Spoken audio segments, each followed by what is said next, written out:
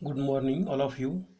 शासकीय ITI पंढरपूर. माझं नाव बबन घाडगे. आज या ठिकाणी आपल्याला बेसिक इलेक्ट्रिकल अँड इलेक्ट्रॉनिक्स याच्यावरती जे MCQ भारत स्किल या पोर्टलवरून घेतलेले आहेत ते निमीने तयार केलेले आहेत आणि त्याचं आपल्याला इंग्रजीमधील आणि हिंदीमधील मराठीमध्ये रूपांतरित करून या ठिकाणी आपल्याला माहिती बघायची आहे. तर या ठिकाणी प्रश्न पहिला बघा.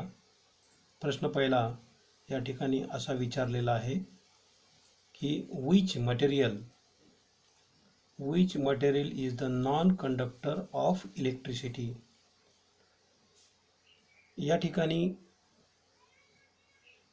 इलेक्ट्रिसिटीमध्ये कोणत्या धातूमधून म्हणजेच खाली दिलेल्यापैकी मटेरियलपैकी धातूपैकी कोणत्या धातूमधून प्रवाह वाहत नाही. तर प्लॅस्टिकमधून विद्युत प्रवाह वाहत नसतो. पुढचा प्रश्न बघा. Which is the protective layer over the insulated cable. तर या ठिकाणी एक गट्टा जर वायर्स आपल्याला एकत्रित करायचे असतील, प्रत्येक कंडक्टरवरती इन्सुलेशन कवर असतं हे आपल्याला माहीत आहेच, परंतु ऑटोमोबाईल क्षेत्रामध्ये बऱ्याचशा वायरी काय केल्या जातात, एकत्रित बांधल्या जातात आणि त्याची गुंडाळी करून त्याच्यावरती एक कवर दिलं जातं, लेअर दिला जातो.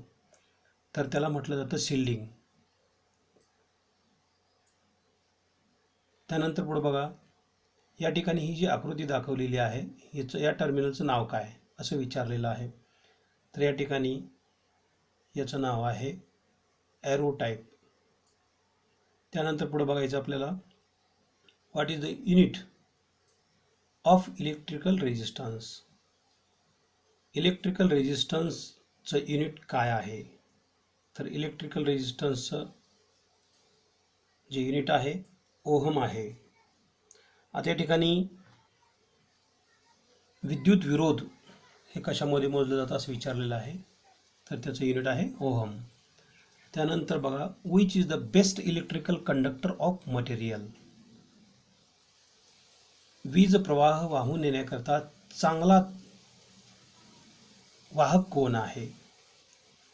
तर या ठिकाणी सिल्वर या धातूमधून चांगल्या प्रकारे काय होत असतं, विद्युत प्रवाह हा वाहत असतो.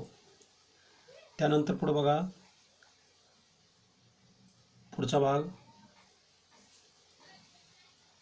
144 नंबर बघा.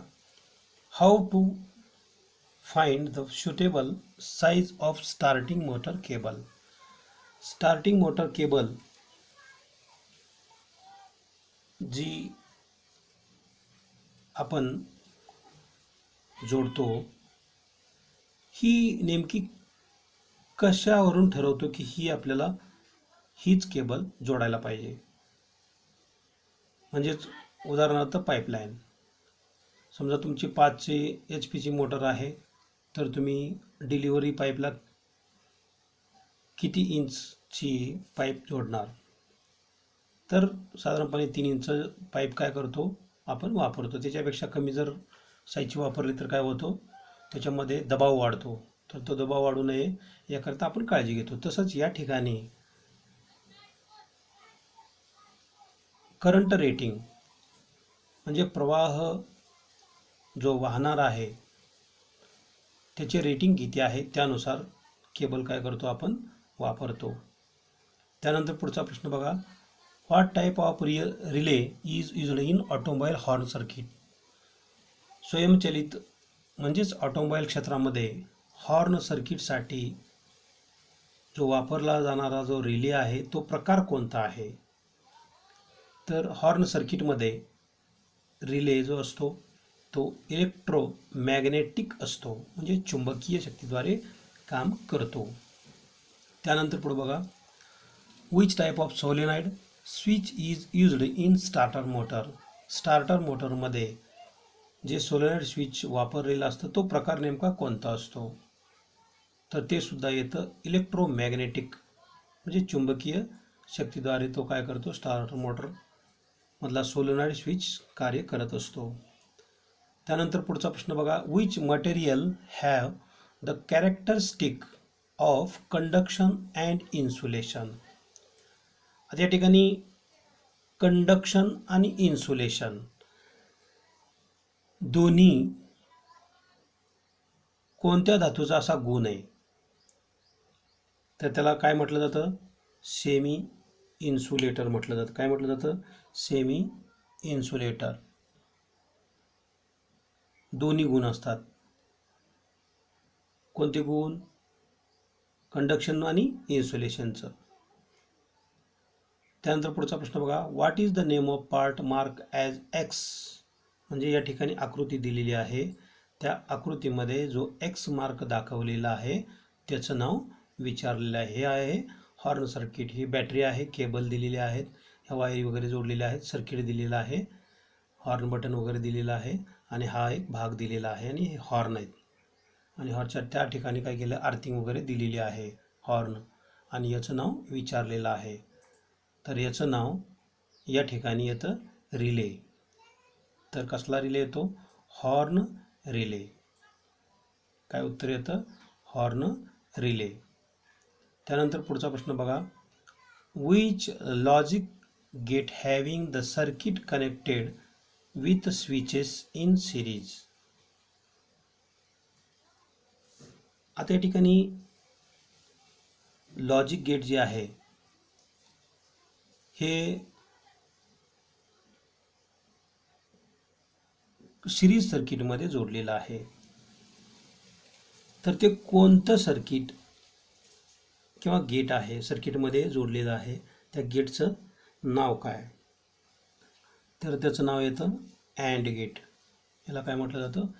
And gate. हे जे अँड गेट आहे हे काय केलेलं असतं? हे जे लॉजिक गेट आहे, लॉजिक गेटच्या सिरीजमध्ये ते जोडलेलं असतं. कोणतं गेट? And gate. त्यानंतर which is the or gate symbol. या ठिकाणी ऑर गेटचा सिम्बॉल म्हणजे चिन्ह कोणतं आहे? ऑर प्रवेशद्वाराचं चिन्ह काय आहे? तर चिन्ह हे येतं. या ठिकाणी ही जी आकृती दाखवलेली आहे ती ऑर गेटचा सिम्बॉल येतो. त्यानंतर पुढं what are the combination of the gate is nand gate. आता या ठिकाणी एकत्रीकरणाचं प्रवेशद्वार नंद गेटचं किंवा NAND आपण म्हणतो, या नंद गेटचं गेट म्हणजे प्रवेशद्वार. तर एकत्रीकरणाचं हे यातलं गेट कोणतं आहे? तर and gate and not gate are the combination of the gate is nand gate.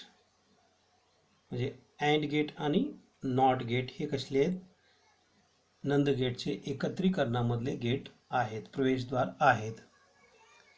त्यानंतर 152 बघा. How many terminals are in a diode. डायोडमध्ये टर्मिनल्स किती असतात? आता तुम्ही डायोड बघितलेला आहे, त्या डायोडमध्ये तारा किती असतात? तर या ठिकाणी डायोडमध्ये तार ही किती असते? एक या बाजूला असते, एक दुसऱ्या बाजूला असते. म्हणजे कोणत्या कोणत्या बाजूला या ठिकाणी आकृती नाही, परंतु एक ॲनोडकडे एक तार असते आणि एक कॅथोडकडे एक असते. अशा दोन तारा डायोडमध्ये येत असतात. ॲनोडची बाजू ACची असते, आणि कॅथोडची बाजू ही DCची असते. त्यानंतर which comes under lead acid cell. म्हणजे लीड ॲसिड बॅटरी आहे ती कोणत्या सेलमध्ये येते?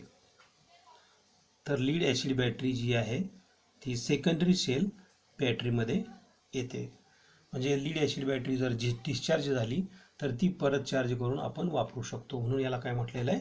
Secondary cell battery. त्यानंतर पुढे बघा. Which law states that when the changing magnetic flux is linked with a coil, an EF is induced in the conductor. असा कोणता नियम आहे की तो एखादा कंडक्टर जेव्हा चुंबकीय रेषामध्ये इलेक्ट्रिक मोटिव्ह फोर्स निर्माण करतो, बदल निर्माण करतो, तेव्हा त्या तारेमध्ये विद्युत दाब निर्माण होतो, असा नियम आहे. तर तो कुणाचा आहे? तर तो नियम आहे फॅराडेज फर्स्ट लॉ. मायकल फॅराडेचा पहिला नियम. मायकल फॅराडेने हा नियम लिहून ठेवलेला आहे किंवा मानलेला आहे. त्यानंतर पुढे बघा 155 number. How many valence electrons are in copper atom. कॉपरमध्ये जे अणू आहेत, व्हॅलन्स इलेक्ट्रॉन्स हे किती आहेत? तर व्हॅलन्स हे एकच येतो. किती येतात? व्हॅलन्स कॉपरच्या याच्यामध्ये कमीत कमी जे ॲटम्स आहेत, परमाणू तांब्यामध्ये, हे किती येतात? व्हॅलन्स इलेक्ट्रॉन एकच असतो. त्यानंतर पुढे बघा, which material resist the flow of electron. त्या ठिकाणी इलेक्ट्रॉन कोणता पदार्थ असा आहे की इलेक्ट्रॉनचा प्रवाहाला विरोध करतो? कोणता असा पदार्थ आहे की इलेक्ट्रॉनच्या प्रवाहाला विरोध करतो? पर्यायापैकी जसे पर्याय असेल तसं त्याप्रमाणे उत्तर द्यायचं असतं. तर या ठिकाणी ग्लास काय करतं? इलेक्ट्रॉन प्रवाह वाहू देत नाही. त्यानंतर पुढे बघा, पुढचा प्रश्न 157 number. Which measured by ammeter in an electrical circuit. Electrical circuit जी आहे, या इलेक्ट्रिकल सर्किटमध्ये ॲमीटरद्वारे तुम्ही काय मोजता? तर इलेक्ट्रिकल सर्किटमध्ये ॲमीटरद्वारे करंट मोजला जातो, म्हणजेच प्रवाह मोजला जातो. त्यानंतर पुढे बघा, पुढचा प्रश्न आहे, what is the unit of capacitance. कॅपॅसिटन्सचं युनिट काय आहे? तर कॅपॅसिटन्सचं युनिट असतं फॅरेड. त्यानंतर पुढे बघा, what is the name of apparatus. म्हणजे हे जे उपकरण दाखवलेलं आहे, हे उपकरण त्याचं नाव काय? त्याचं नाव येतं हायड्रोमीटर. त्यानंतर पुढे बघा, what is the name of symbol. म्हणजे हे जे चिन्ह दाखवलेलं आहे, त्या चिन्हामध्ये याचं नाव काय आहे? आता या ठिकाणी याला म्हटलं जातं नॉट गेट. काय म्हटलं जातं? Not gate. इनपुट इकडं, आउटपुट इकडं. म्हणजेच हे जे चिन्ह आहे कशाचं आहे? नॉट गेटचं चिन्ह आहे. जे त्रिकोण आहे, इकडं पण तार, इकडं पण तार, म्हणजेच याला काय म्हटलं जातं? ह्या चिन्हाला नॉट गेट चिन्ह म्हटलं जातं. त्यानंतर पुढे बघा, what is the name of electrical part. हा जो इलेक्ट्रिकलमधील भाग आहे, याचं नाव काय विचारलेलं आहे? ही आहे फ्यूज. हिला काय म्हटलं जातं? फ्यूज म्हटलं जातं. त्यानंतर पुढे बघा, what is the purpose of colour code in cables. केबलमध्ये रंग का दिलेले असतात? याला कारण काय असतं? तर easy identification of each circuit. हे जे सर्किट असतं हे विजेचं, त्याच्यामध्ये कोणती वायर कुठं जोडली जावी हे कळण्याकरता वायरवरती कलर कोड दिलेला असतो किंवा केबलवरती कलर कोड दिलेला असतो. त्यानंतर पुढे बघा, which device have the ability to store electrical charge. या ठिकाणी खाली दिलेल्यापैकी असं एक उपकरण आहे की ते काय करतं, ऊर्जा म्हणजे विद्युत ऊर्जा साठवून ठेवतं आणि ती तात्पुरत्या स्वरूपात साठवून ठेवतं. तर तात्पुरत्या स्वरूपात वीज साठवून ठेवणारा हा कॅपॅसिटर आहे. कॅपॅसिटरद्वारे काय केलं जातं, तात्पुरत्या स्वरूपामध्ये वीज साठवून ठेवली जाते, म्हणजे त्याच्यामध्ये ती क्षमता आहे, वीज साठवून ठेवण्याची क्षमता आहे. त्यानंतर पुढे बघा,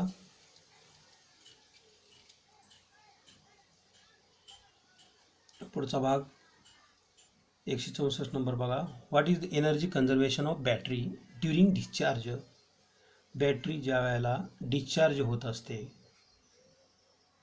म्हणजे उतरत असते त्यावेळी त्या बॅटरीमध्ये काय क्रिया होत असते, तर त्या बॅटरीमध्ये केमिकल एनर्जीचं रूपांतर इलेक्ट्रिकल एनर्जीमध्ये होत असतं. बॅटरी डिस्चार्ज होत असताना केमिकल एनर्जीचं रूपांतर इलेक्ट्रिकल एनर्जीमध्ये होत असतं, म्हणजे रासायनिक ऊर्जेचं रूपांतर विद्युत ऊर्जेमध्ये होत असतं डिस्चार्जिंग पोझिशनमध्ये बॅटरी उतरत असताना. त्यानंतर पुढे बघा 165 number, what is the effect of the soft iron bar in a close circuit. हे क्लोज सर्किट आहे, वायरिंग पूर्ण व्यवस्थित जोडलेली आहे, बॅटरी इथे दाखवलेली आहे, ॲम्पियर मीटर इथं आहे, वायर जोडलेले आहेत आणि हे आयर्न कोअर आहे आणि वाइंडिंग आहे. तर या ठिकाणी या आयर्नवरती, सॉफ्ट आयर्नवरती काय परिणाम होईल विद्युत प्रवाह दिल्यानंतर, तर त्या ठिकाणी मॅग्नेटिक इफेक्ट होतो. काय होतं, मॅग्नेटिक इफेक्ट होत असतो, म्हणजे चुंबकीय प्रभाव होत असतो विद्युत प्रवाह दिल्यानंतर. विद्युत प्रवाह दिला नसेल तर होत नाही.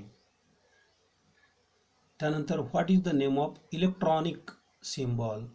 या ठिकाणी ही जी आकृती दाखवलेली आहे, इलेक्ट्रॉनिक चिन्ह हे कशाचं आहे, तर हे चिन्ह आहे डायोड.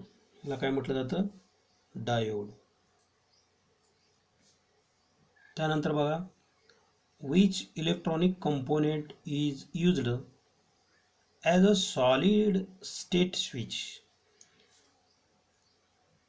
घट्ट स्विच आहे, इलेक्ट्रॉनिक सिस्टीममध्ये घटकामध्ये जोडलेलं आहे, तर ते नेमकं कोणतं असतं, तर ते येतं या ठिकाणी थायरिस्टर, ट्रान्झिस्टर येतं.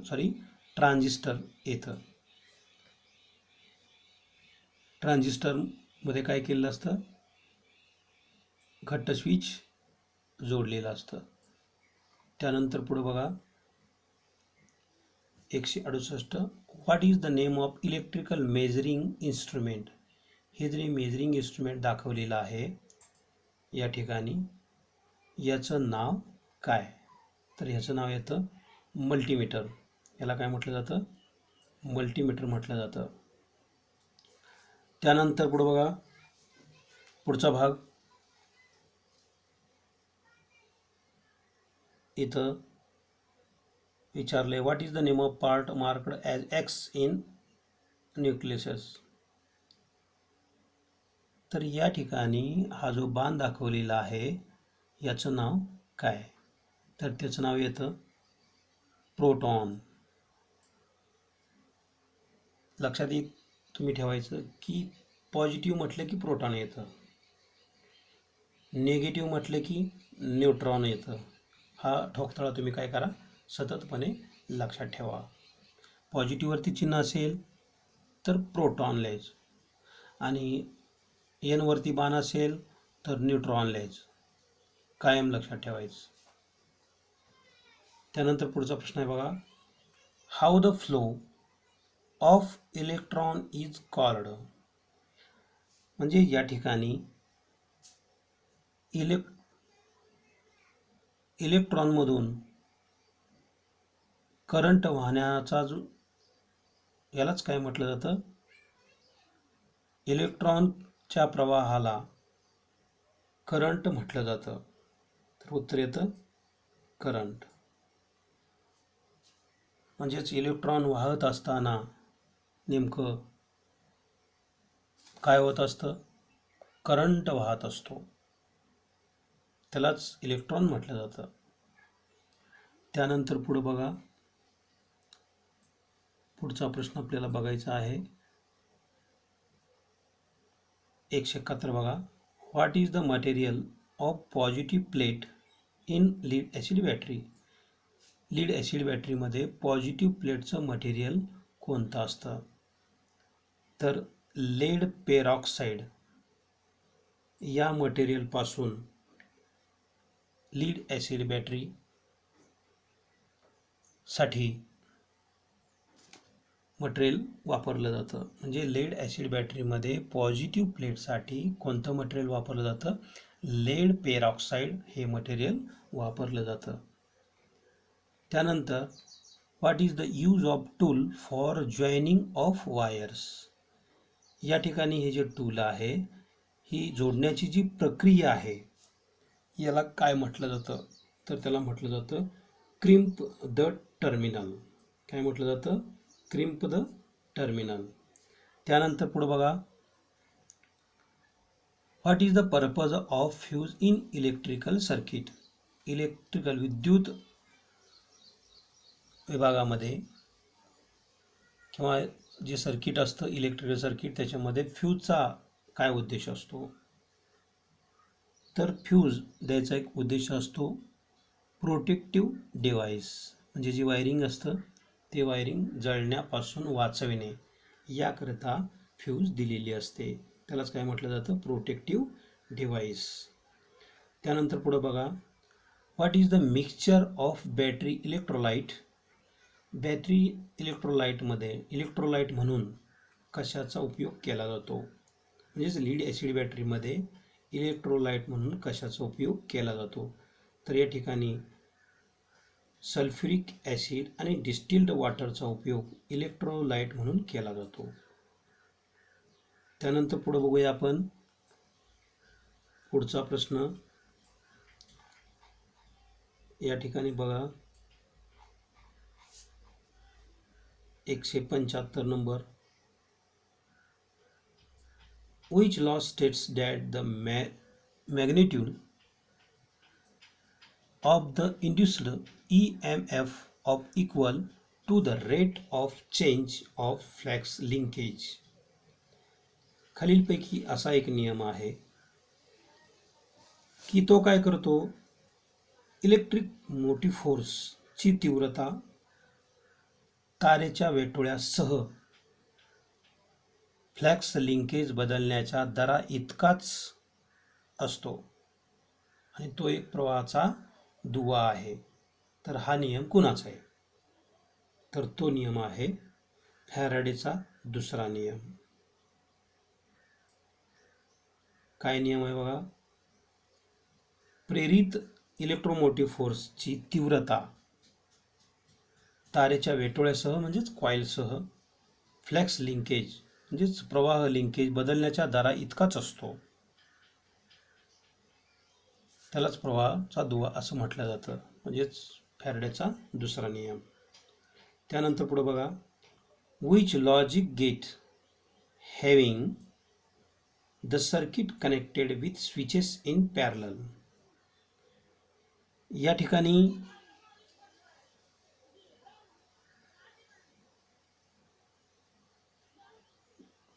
समांतर पद्धतीने स्विचेसमध्ये सर्किट लॉजिक गेटमधलं काय केलेलं असतं?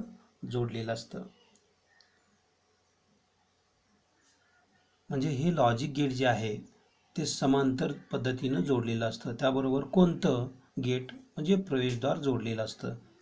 तर लॉजिक गेट बरोबर ऑर गेट जोडलं जातं आणि ते समांतर पद्धतीने जोडलं जातं.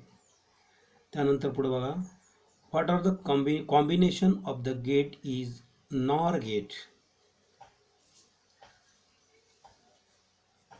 गेट म्हणजे प्रवेशद्वार. प्रवेशद्वाराचं एकत्रित किंवा संयोजीकरण करणे, एकत्रीकरण करणे कोणाचं? नॉर गेटचं. नॉर गेटचं जर तुम्हाला एकत्रीकरण करायचं असेल तर तुम्ही या ठिकाणी कोणते प्रवेशद्वार तुम्ही जोडणार? तर ऑर अँड नॉट गेट जोडणार. म्हणजे नॉर गेट याचं संयोगीकरण करण्याकरता किंवा एकत्रीकरण करण्याकरता कोणतं गेट या ठिकाणी जोडणार तुम्ही? Or gate and nor gate, or gate and not gate. त्यानंतर पुढे बघा 178 नंबर.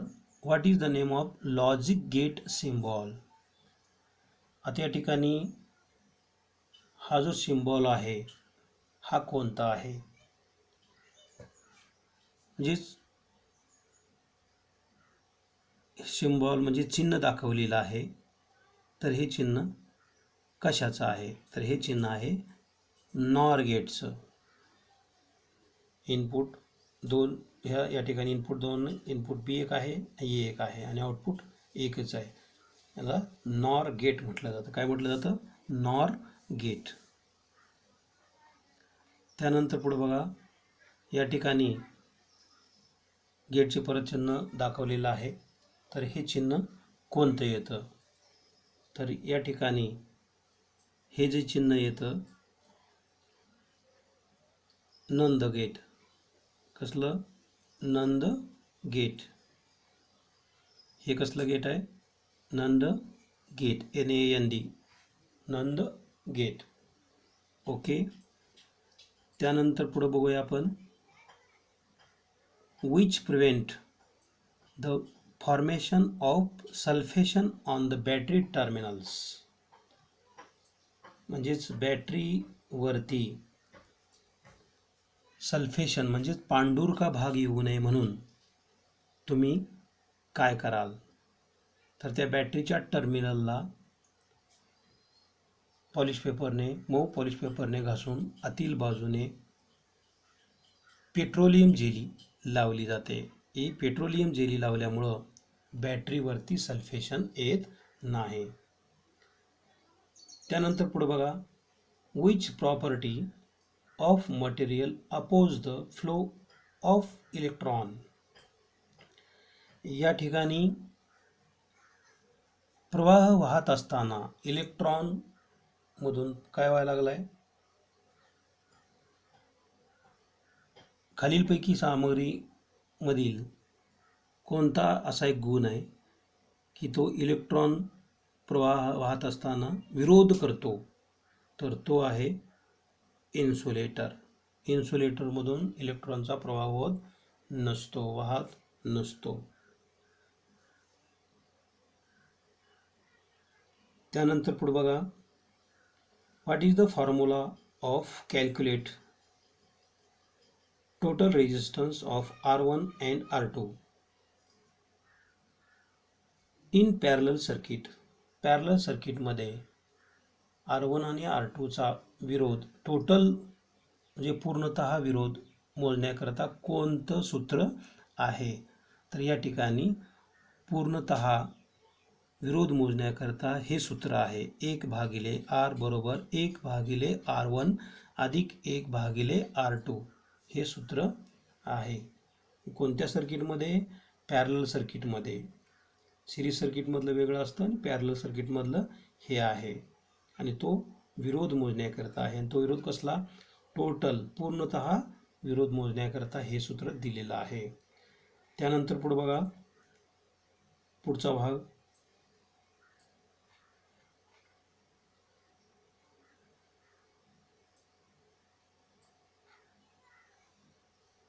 पुढे पाहायचं आहे आपल्याला.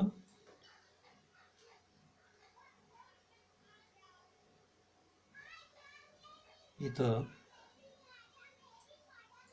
आपण पाहू शकतो calculate the current flows in the circuit. हे सर्किट दाखवलेलं आहे. इथं व्होल्ट दाखवले, इथं ओहम दाखवलेला आहे. तर या ठिकाणी ही गणना सर्किटमध्ये calculate the current flow in the circuit, या प्रवाहामध्ये याची काय करायची आपल्याला गणना करायची आहे, म्हणजे गणित करायचं आहे आणि किती प्रवाह वाहील हे सांगायचं आहे. तर या ठिकाणी 0.0015 ॲम्पियरने प्रवाह वाहील. त्यानंतर 184 बघा, what is the cause for fuse ब्लॉन out. Fuse जायला कारण काय? तर फ्यूज जायला कारण असतं एक्सेस करंट, म्हणजे जादा प्रवाह झाला की काय होतं, फ्यूज जाते म्हणजे जळते. त्यानंतर what is the effect of charging lead acid battery. ज्यावेळेला बॅटरी चार्जिंग होत असते त्यावेळेला नेमकी क्रिया काय होत असते, तर त्याचा परिणाम हा बॅटरीमध्ये केमिकल इफेक्ट होत असतो. म्हणजे इलेक्ट्रिकल एनर्जीचं रूपांतर केमिकल इफेक्टमध्ये होत असतं. म्हणून या ठिकाणी लीड ॲसिड बॅटरी चार्ज करत असताना त्याच्यावरती कोणती परिणाम होईल, तर त्याच्यावरती रासायनिक प्रक्रिया होईल. जय हिंद.